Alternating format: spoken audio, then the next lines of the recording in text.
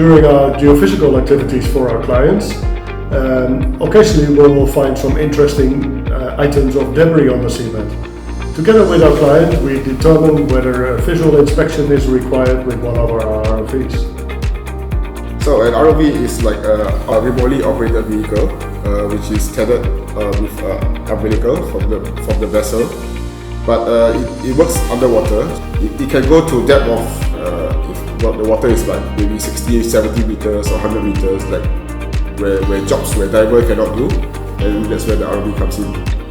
So the pilot controls the ROV on the vessel, and then he does the job, whatever job that is required to do.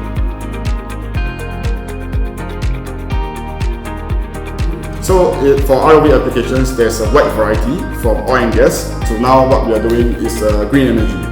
So for oil and gas, there's like pipeline service, like gas pipe, there's like a jacket installation, there's like completion job. So there's really lots of scope we can do. If it's a robot with arms, we can actually do anything that we can think of. So in Dragon Geoscience, we focus mainly on O&M jobs in the offshore wind farm. We do have some pipeline survey as well. And also we have also completed some salvage job. So it's actually quite a wide variety of jobs that we can do. Our ROVs are permanently installed on our vessels. This will enable us to cost effectively and fastly utilize the ROV for any activities as required.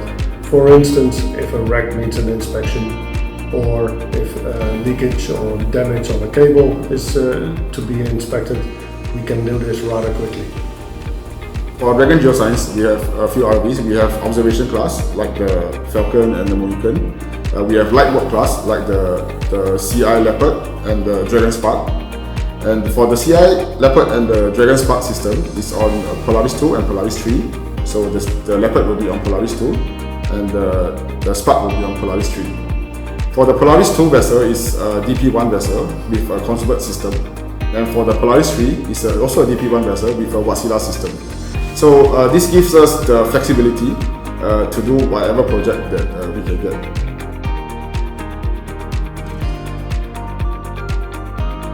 Okay, so for ROV pilot requirement, there's a few criteria. One is to be IMCA certified, because Dragon is an IMCA accredited company. And another one, it needs to have a strong background in mechanical or hydraulics or electrical. So if you have a strong background in mechanical or electronics, then ROV is for you. So another thing, before we go offshore, we need to have a BOSET training and all the other offshore requirements like medical, BOSET and stuff. So that is the requirement. But the most important is to have the fundamentals of the knowledge of either hydraulics or electronics.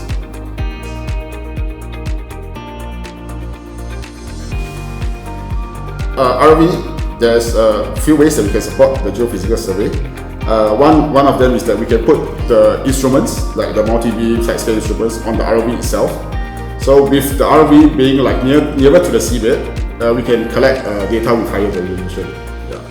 We can go like maybe like 20 meters above the seabed, so we are not like 40 meters like the vessel is. And also like there are some places like maybe along the jacket, like DP1 vessels, we cannot go too close. The ROV can go there and do survey as well, take some data as well. And also for geophysical survey, for example, if they were to go and do a salvage job, they can only scan and get the data, but the ROV can go and support and recover the equipment that is found.